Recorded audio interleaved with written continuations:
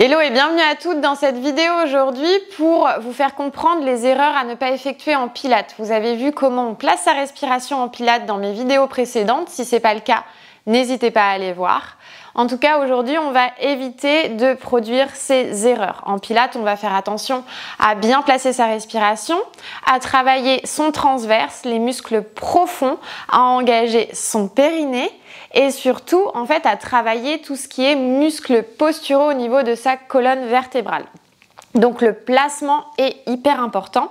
On n'est pas dans la rapidité des mouvements, dans les répétitions. On va faire vraiment attention à ce que notre corps soit bien positionné, notre souffle et notre respiration soient bien placés pour mieux travailler nos muscles.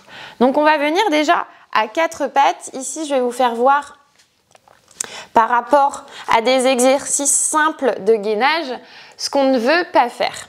Par exemple, quand on va devoir engager notre respiration, engager notre transverse, déjà, on ne veut pas envoyer son ventre vers le sol. On n'est pas sur un dos courbé, un dos creusé. On veut ramener sur une posture neutre. On peut toutes avoir une cambrure déjà naturelle. On n'est pas obligé d'avoir un dos rond au niveau de cette posture, mais par contre, on ne veut pas exagérer la cambrure, ni en fait aller sur l'hyperflexion de notre colonne vertébrale. Donc on va tout simplement essayer de trouver notre posture neutre. Ça requiert de nous connaître un petit peu. Donc c'est justement important de pouvoir prendre ce temps pour soi, pour apprendre à se connaître, apprendre à connaître son corps. On va venir ici tendre la jambe droite derrière, tout en gardant cette posture neutre. On va inspirer et à l'expire, on va sentir que notre ventre se rentre, se contracte et donc cette fameuse posture neutre reste ainsi. Notre colonne s'allonge et on ne bouge pas. Si on part sur des battements au niveau de la jambe en gardant notre respiration, on va inspirer, puis à l'expire, la jambe va monter derrière. On n'est pas en hyperflexion, c'est-à-dire qu'on ne va pas recreuser le ventre à nouveau, recreuser le dos, pardon. On vient ici aligner notre jambe avec notre fessier, notre colonne vertébrale. Puis on relâche, on inspire et à l'expire, on monte la jambe en essayant de garder notre dos au maximum droit. On ne cambre pas. On inspire, on relâche. Et à l'expire, on monte. On inspire, on relâche. Et à l'expire, on monte. Encore une fois, attention, on ne monte pas trop haut parce qu'on peut venir justement cambrer le dos. On inspire, on relâche.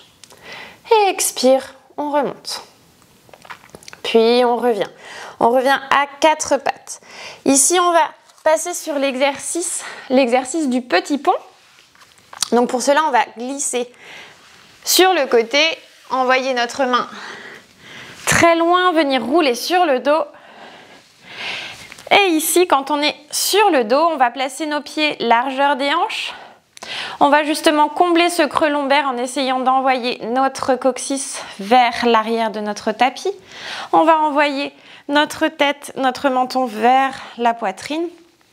Ici, on a les épaules relâchées. On va inspirer, puis à l'expire, pousser dans ses talons pour monter les fessiers dans notre bridge, dans notre pont. Ici, on devrait être ici en pilates pour pouvoir aligner nos genoux avec nos hanches jusqu'au buste. Ça, on est dans l'exercice du pont. Quand on est en yoga, on a tendance à partir sur des hyperflexions comme ça et à monter les hanches un peu plus haut. Et donc, du coup, on a cette tendance à comparer le yoga au pilates et du coup, à faire la bêtise en pilates d'aller trop haut au niveau du pont. Ça peut justement cambrer le dos et justement faire un peu mal dans les lombaires. Donc, on va essayer de corriger sa posture, redescendre les fessiers, les aligner avec ses genoux et on va se rendre compte que naturellement, en fait, notre dos revient dans une courbe naturelle. On retrouve notre posture de relaxation, notre posture neutre, tout simplement. Et on essaie d'aligner. On inspire, on va relâcher les fessiers. C'est juste les hanches qui descendent, en fait. Et à l'expire, on fige bien nos genoux. Nos genoux ne bougent pas. Et on va remonter les fessiers. Aligner encore une fois, genoux, hanches, avec le buste. On inspire, on relâche. Et à l'expire, on aligne. On inspire, on relâche.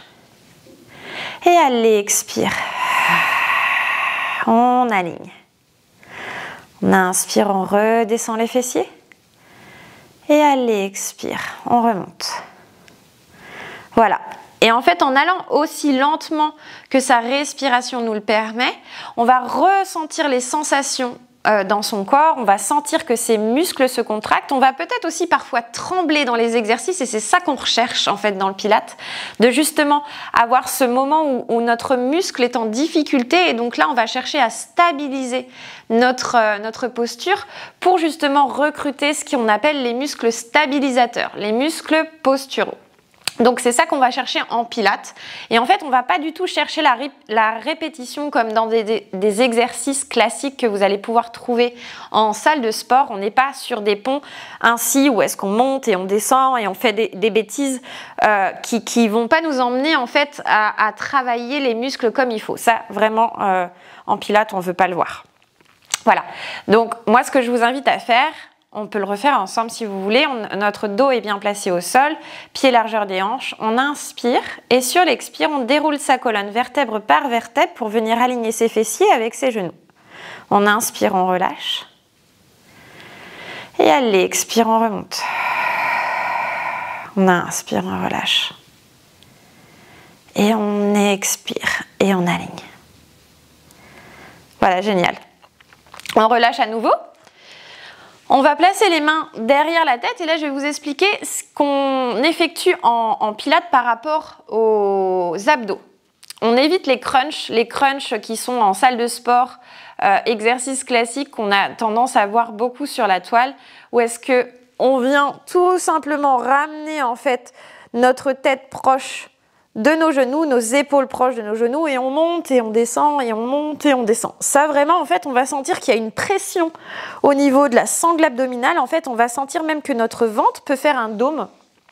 Alors surtout femmes enceintes et en postpartum, on évite complètement ce genre d'exercice. Et même après en fait, que vous soyez un homme ou que vous soyez une femme, vraiment le fait d'avoir ce dôme qui se forme, le ventre qui se monte sur l'aspect physiologique de votre corps, c'est vraiment pas sain. On va plutôt privilégier en fait ce qui existe, ce sont les abdos hypopressifs, où en fait on va aspirer le nombril, ramener notre nombril vers la colonne vertébrale et en fait le ventre va naturellement se former en étant tout plat. On ne va pas avoir de dôme. Lorsqu'on voit un dôme, ça veut dire qu'on est dans une difficulté dans l'exercice et ça ne veut pas forcément dire que c'est bien. Justement, son corps prend une forme qui n'est pas bonne sur le long terme. Donc, on va venir placer les mains derrière la tête, mais je vais vous apprendre à faire des crunchs en pilates. Donc, on n'est pas là pour ramener les épaules vers les genoux, mais on est là pour ramener les épaules vers le plafond. Donc, on regarde vers le plafond, légèrement le regard au-dessus de nos genoux. On inspire et sur l'expire, on va monter la tête. On n'est pas comme ceci, hein. Le menton ne vient pas au niveau de la poitrine. La tête reste en l'air en regardant le plafond. On décolle les omoplates du sol et on va sentir qu'en fait, on va engager sa sangle abdominale en rentrant son nombril, en creusant ses lombaires, en les appuyant sur le sol. Et là, en fait, on engage comme il faut ses muscles posturaux. On inspire, on relâche les épaules, la tête vient avec sur le sol. À l'expire, on regarde à nouveau le plafond, on décolle les omoplates et on engage. On inspire, on relâche. On expire. On inspire, on relâche. Et à l'expire, on décolle et on rentre son nombril plaqué à la colonne. Allez, encore une fois, on relâche. Et on décolle et on engage.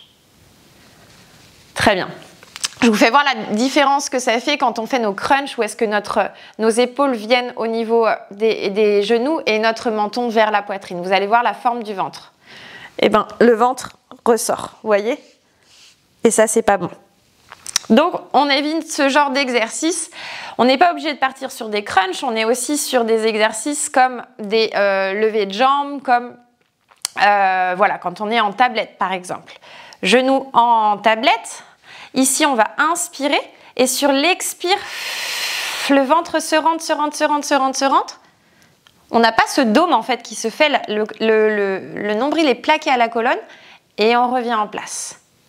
On inspire et à l'expire, on laisse l'autre jambe tomber, le ventre est rentré, rentré, rentré, rentré et on revient.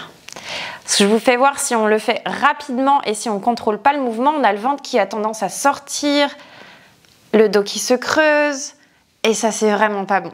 Là en fait, quand le dos fait ça, eh ben c'est vraiment pas bon. On essaie vraiment de bien se replacer, les fessiers sont bien positionnés, on comble son creux lombaire et puis parfois en fait on va se rendre compte que son dos se décolle légèrement, ça veut dire que peut-être sa jambe va trop loin, ça veut dire que l'exercice est peut-être trop compliqué pour soi et tout simplement qu'on a besoin de travailler sa sangle abdominale en profondeur avant de pouvoir aller sur l'amplitude du mouvement. Donc on revient jambes en tablette, on inspire et à l'expire on va plaquer son nombril vers la colonne. Et on va sentir que ça comble le creux lombaire. Allez, inspire, étendez la jambe. Puis on expire, on ramène. On inspire, on tend la jambe. Et à l'expire, on ramène. On peut faire la même chose sur l'expire. On peut jouer aussi avec sa respiration. On n'est pas obligé d'aller sur la jambe tendue, toujours sur l'inspire. On peut justement inverser. Donc on revient en tablette. On inspire. Et à l'expire, on rentre le ventre et on essaie de tendre la jambe. Et on revient. Et on va voir en fait sur quelle difficulté l'exercice se place. C'est-à-dire, est-ce qu'on sent que c'est plus difficile sur l'inspire ou sur l'expire? Et c'est là qu'on va sentir que son muscle travaille plus. Allez. On ramène ses genoux à la poitrine, on vient relâcher quelques instants.